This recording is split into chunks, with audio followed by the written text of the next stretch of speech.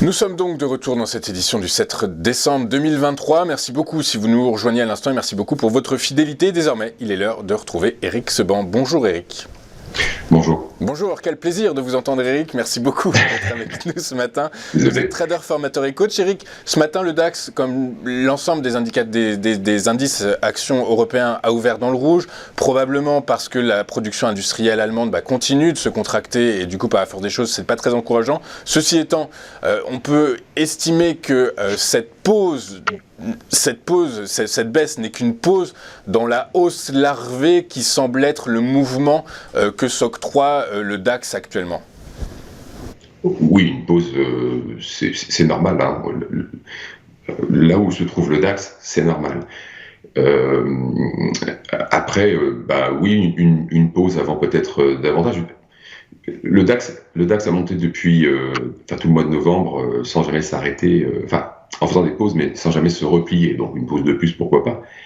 La semaine dernière, effectivement, les plus hauts de août étaient en ligne de mire. Je vous disais qu'il n'y avait a priori pas tellement de difficultés pour les atteindre, ni même de passer au-dessus.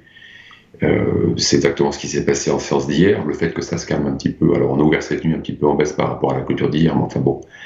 La hausse était tellement importante hier que de toute façon c'est pas très notable. Et puis on va surtout voir est-ce qu'on va avoir ce relais aujourd'hui, dans les jours prochains, ou bien est-ce qu'il n'y aura rien, parce que franchement c'est très difficile d'avoir une opinion là-dessus, compte tenu justement de la nature de la hausse. Comme je vous l'ai dit à l'instant, on a pris 14% depuis le plus bas, on a gommé en un mois ce qu'on avait perdu en 3, et pendant ces 14% il n'y a pas eu un repli. Donc c'est déjà pas très habituel comme comportement.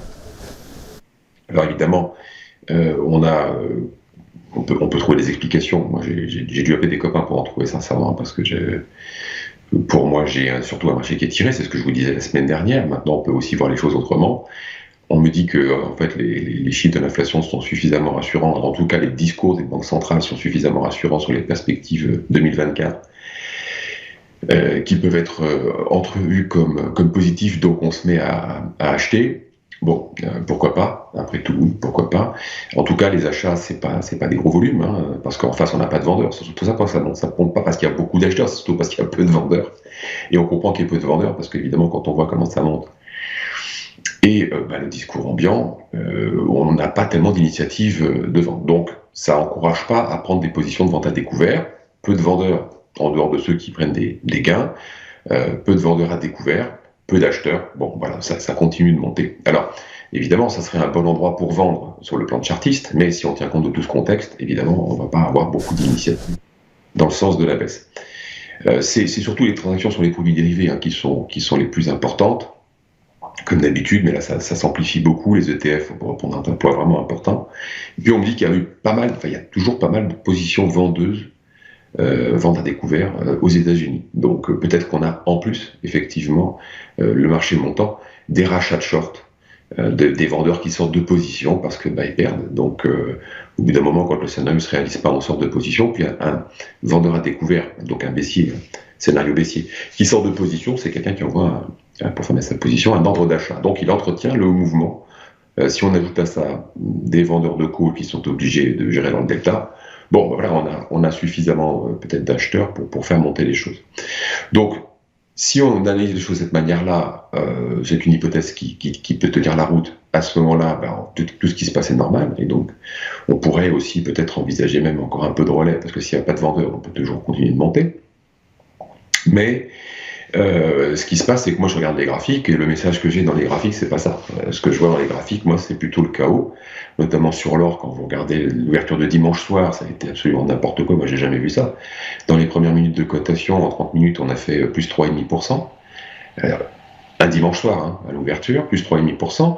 Et puis, à 16h le lendemain, on était à moins 6. Bon, déjà, ça ne me laisse pas penser vraiment qu'on ait de la conviction, mais plutôt énormément de spéculation dans des proportions qui pour moi ne sont pas rassurantes. Quand je vois la structure de la hausse du DAX, de cette hausse sans repli, 14% en ligne droite, ok, on s'est arrêté sur toutes les résistances, et puis d'ailleurs certaines on les a traversées, mais en fait, bon, on n'a jamais encore eu de repli, et à chaque fois qu'on s'arrêtait, c'était certainement des prises de bénéfices, et non pas des vendeurs à découvert. Bon. C'est pas une hausse qui est très saine. En tout cas, sa construction ne me paraît pas saine sur le plan de chartiste. Donc, selon moi, on a non pas le cocktail habituel d'une hausse, à savoir des acheteurs de conviction, des résistances qui sont franchies et des vendeurs à découvert qui se rachètent. Quelque chose qui se construit de cette manière-là, et plutôt, encore une fois, c'est ce que je pense, et c'est mon opinion, voilà, non, elle engage que moi, que le marché, certains marchés sont tirés de façon très importante, et que c'est la spéculation qui, de mon point de vue, domine les échanges.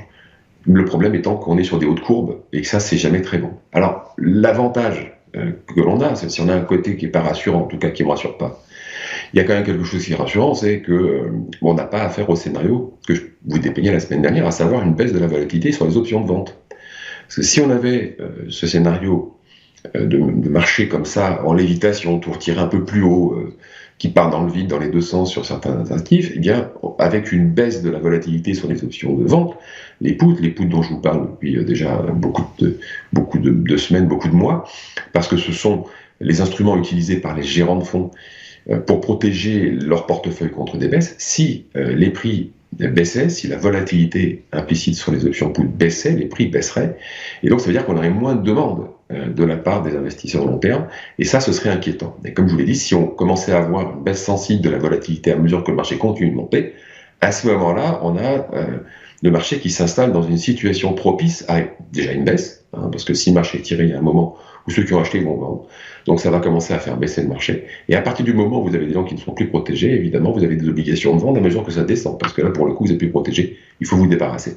Et là, c'est pas le cas. La bonne nouvelle, c'est ça. C'est qu'en fait, on a un comportement qui n'est pas rassurant, mais en même temps, un comportement de chartiste, et en même temps, des investisseurs long terme, qui sont quand même les gros faiseurs, les pourvoyeurs de volume, qui, eux, ne se mettent pas dans une situation de vulnérabilité. Donc ça veut dire, en fait, que finalement, le marché, à l'instant T, pour le moment, et tant que la volatilité sur les options put ne baisse pas, alors le marché ne peut pas repartir en arrière. Il ne peut pas repartir en arrière parce qu'il n'y a pas parmi les acteurs, parmi les gros acteurs, des obligations de faire, et il n'y en aura pas tant qu'ils resteront protégés. Donc mon scénario dans l'immédiat, c'est essentiellement un tassement de la volatilité intraday, là pour les prochaines semaines, voire même pour le début de l'année, ce qui n'est pas très encourageant pour ceux qui font du trading intraday, parce qu'évidemment ça va manquer un peu d'opportunités si ça ne bouge pas.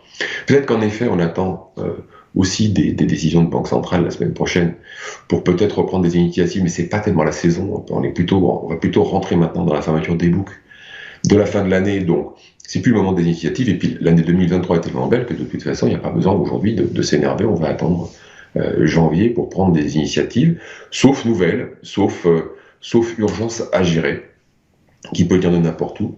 Toujours pareil, je reste toujours très très prudent, je suis comme les investisseurs long terme, très méfiant, qui se protègent, et donc je vais rester effectivement, en effet, très très prudent en intraday, parce que je n'ai pas, encore une fois, une évolution des cours, je me fie encore au graphique, et à la volatilité, je n'ai pas une évolution qui est rassurante pour le moment, sauf du point de vue de l'absence de vulnérabilité du marché.